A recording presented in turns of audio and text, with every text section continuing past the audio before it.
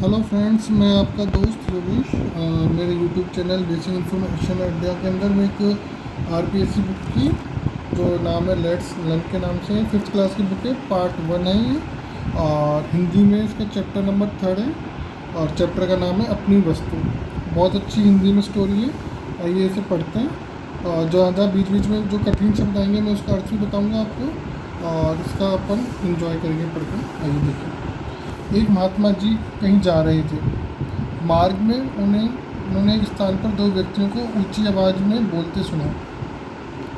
दोनों ही हाथों में लठ लिए एक दूसरे को प्राण लेने के उद्यत दिखाई दे रहे थे। प्राण लेने मतलब एक दूसरे की जान लेने के लिए पीछे हो रहे थे। एक दोनों लड़ रहे थे दोनों। एक कहता था कि ये भूमि मेरी है और इसका स्वामी मैं हूँ, जबकि दूसरा भूमि अपनी बतला रहा था। मतलब दोनों जने लड़ रहे थे और कोई ज़मीन थी उसको अपना अपना बता रहे थे दोनों। उस भूमि पर अपना अपना स्वामित्व जताने के लिए दोनों ही क्रोध से लाल पीले हो रहे थे। उस ज़मीन पर अपना कब्जा करने के लिए जो दोनों लोग थे वो एक दूसरे में गुस्सा कर रहे थे। अपने अपने पक्ष की दलीलें दे रहे थे। अपने जो बता रहे थे कि नहीं है ये तो मेरी ज़मीन है, ये ऐसे मेरी ज़मीन है, ऐसे दोनों आपस में पक्ष बता रहे थे अपना। संत महात्मा तो स्वभाव से ही दयालु एवं परोपकारी होते हैं, सदैव सबका भला ही चाहते हैं। उन्होंने मन ही मन में विचार किया कि ये दोनों लड़ाई झगड़ा करके व्यर्थ ही अपना प्राण गंवाने पर तुले हुए हैं। महात्मा जी थे ना, उन्होंने सोचा कि ये दोनों अब परोपकारी होते हैं। उनको क्या ये नहीं है कि मैं चल रहा हूँ तो रास्ते में कुछ भी हो उनको परवाह नहीं है, ऐसा नहीं होता। वो क्या दूसरों के अगर लड़ रहे हैं तो वो देखते हैं चलो अगर ये दोनों किस बात के लिए लड़ रहे हैं मैं देखता हूँ, अगर कुछ मेरे से हो सकता है तो मैं ज़रूर करूँगा। अतः उन्होंने समझा बुझाकर शांत करने और उनका आपस में समझौता करने का प्रयास किया। उन्होंने कोशिश की कि दोनों को समझा दूं और दोनों का झगड़ा ख़त्म करवाऊं। ये सोचकर वे उनके निकट गए। उन्हें संबोधित करते हुए बोले, संबोधित करते मतलब उनको बुलाकर बोला, आइए तुम दोनों इधर आओ मेरे पास।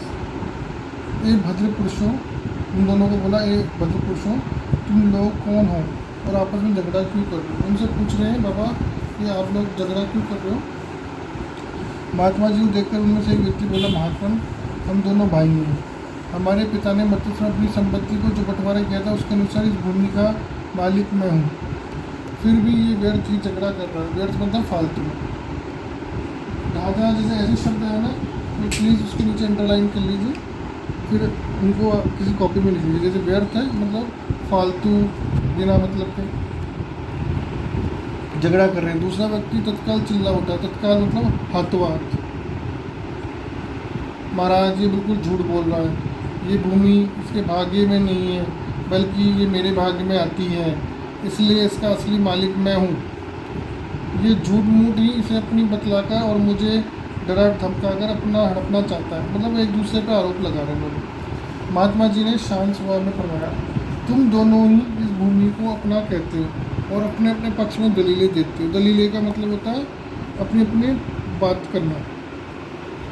ऐसे तो उसका निर्णय कभी नहीं हो पाएगा। इसलिए अच्छा ये रहेगा कि जिस भूमि के लिए तुम दोनों मरने मारने को उतारू हो उससे ही बात पूछ लो। महात्मा जी कह रहे हैं कि जिस ज़मीन के लिए लड़ रहे हो तुम उसी से पूछ लो कि ज़मीन किसकी है, कि उसका असली मालिक तुम दोनों में से कौन है। वह स्वयं ही इस बात का निर्णय कर लेगा। कुछ पल तक, पल मतलब होता है समय, तक दोनों महात्मा जी के मुख की ओर ताकते रह गए, क्योंकि वो दोनों अचंभित हो गए। वो उनको पता है कि भूमि कोई बोलती थोड़ी ना। वो महात्मा जी ने बोला कि आप भूमि से पूछ लो कि इनका मालिक कौन है। तो वो दोनों एक दूसरे चकित हो गए। चकित मतलब आश्चर्यचकित होकर बोलने लगे, उनकी मुख की ओर देखने लगे।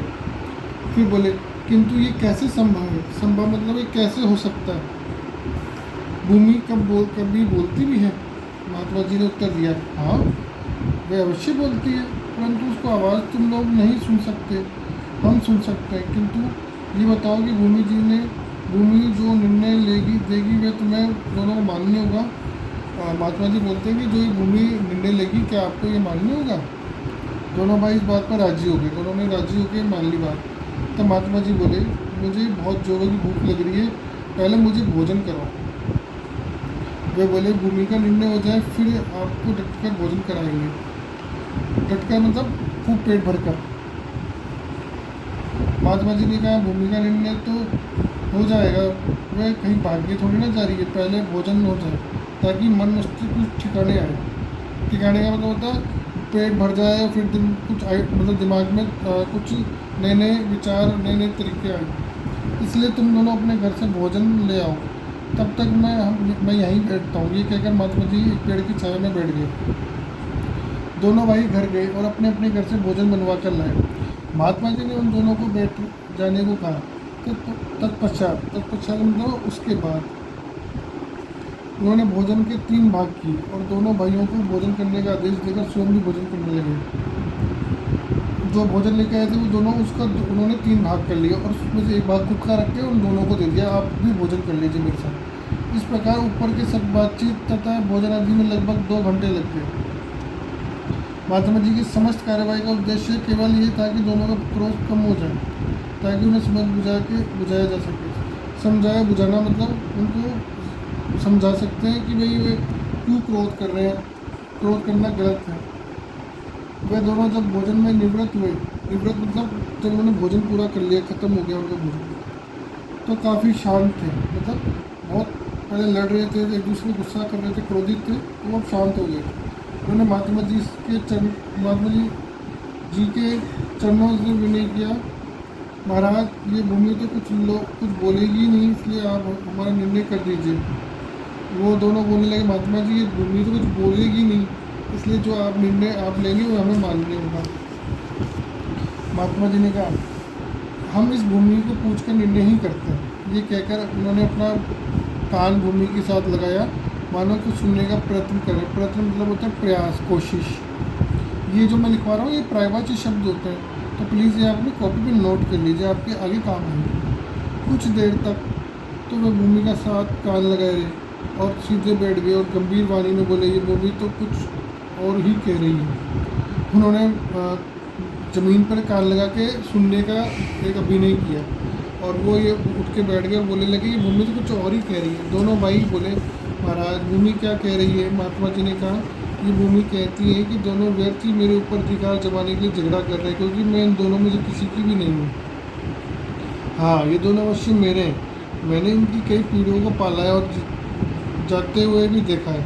महात्मा जी की बात सुनकर दोनों भाई बड़े लज्जित हुए और महात्मा जी के चरणों में गिर पड़ गए। महात्मा जी ने लोहा गर्म देखकर चोट की और उन्हें समझाते हुए कहा, लोहा गर्म और चोट ये एक ही तरह का मुहावरा टाइप है। लोहा गर्म और का मतलब होता है, जैसे सुनार क्या होता है, जब भी लोहे को ठोकना होता है तो बहुत गर्म करता है, फिर उस पर टूटता है। तो अभी इन दोनों मतलब ये दोनों आपस में समझ चुके थे कि हम लोग गलती कर रहे हैं, तो इस बात को महात्मा जी ने समझ कर और उन्हें समझाना शुरू कर दिया। तनिक विचार करो कि जिस भूमि के लिए तुम लोग आपस में झगड़ा कर रहे हो, क्या वह आज तक किसी की बनी है जो तुम लोगों की बन जाएगी? मनुष्य मेरी कहकर व्यर्थ यत्न करता है कि यह नहीं सोचता कि इनमें से कुछ भी मनुष्य को अपना नहीं है। बड़े बड़े छत्रपति राजा भी उन्हें अपना अपना कहकर चले गए, परंतु साथ नहीं लेके गए कुछ भी नहीं। वे जैसे खाली हाथ आए थे संसार में, वैसे ही खाली हाथ संसार से चले गए। वह महाराज ने कितनी अच्छी बात कही है। मतलब जो भी मनुष्य संसार में आता है वो कुछ भी लेके साथ अपने नहीं आता, और जब जाता है तो कुछ भी लेके साथ नहीं जाता। सिर्फ वे अच्छे कर्म और अच्छे जो विचार होते हैं वही अपने साथ लेके जा सकता है आदमी, क्योंकि आदमी साथ कुछ नहीं ले जा सकता। तुम लोग भूमि के छोटे से टुकड़े के लिए झगड़ा करके अपने अनमोल जीवन को नष्ट करने के लिए क्यों तुले हो? ये भूमि ने तुम्हारी है और ना ही तुम्हारी बनेगी। भूमि ही क्या, संसार में जितने भी पदार्थ हैं जैसे धन संपत्ति मकान आदि, इनमें से कुछ भी तुम्हारा नहीं है। तुम्हारी अपनी वस्तु तो केवल भजन भक्ति और तुम्हारे अच्छे कर्म हैं, की वही लाइन उन्होंने भी बोली महात्मा जी ने। मतलब जो आप भजन करेंगे, भक्ति करेंगे भगवान की, और जो अच्छे कर्म करेंगे, दूसरों का भलाई करेंगे, वही आपके साथ ही दूसरे लोक में जाएगी।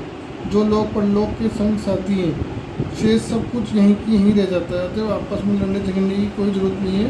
मनुष्य जन्म मूल्यवान समय का व्यर्थ नष्ट करने की अपेक्षा मतलब है केवल के अलावा करने के अलावा जीवन को अच्छे कर्मों और नाम सुमिरन में लगाओ। मतलब भगवान के जपने में, भगवान का नाम जपने में, कीर्तन में, ताकि तुम्हारा लोक परलोक संवर सके।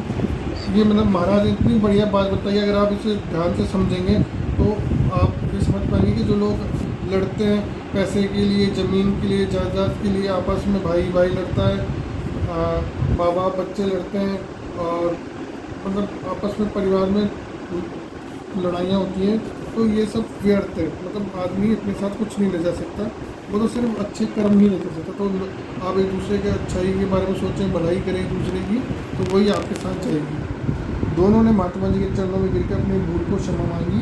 उसी दिन से सबसे प्रेम से व्यवहार व्यक्त करते हुए अपने भजन भक्ति में लगाते हुए अपना जन्म सफल करने लगे।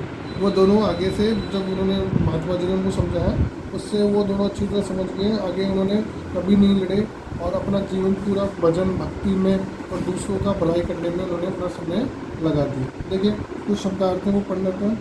उद्यत, उद्यत मतलब होता है त्याग, स्वामित्व, स्वामित्व मतलब मालिकाना हक, कोई मालिक होता है, अधिकार, संपत्ति, धन दौलत, हड़पना, किसी चीज़ को अनुचित ढंग से ले लेना या गायब कर देना, मूल्यवान, कीमती, संसार, दुनिया, तनिक, थोड़ा।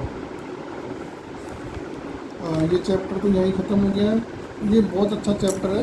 किसी को भी कोई डाउट है या कोई शब्द नहीं समझ में आ रहा या कोई और अन्य चैप्टर कोई मेरे से पढ़ना चाहता है या समझना चाहता है, तो प्लीज़ कमेंट बॉक्स में डालें और मेरे चैनल को सब्सक्राइब करें, तो मैं इसी तरह अपनी नई नई वीडियो लाता रहूँगा। तो बाय बाय, गुड बाय बच्चों। और भविष्य के लिए मैं आपको गुड लक बोलता हूँ। Bye, thank you.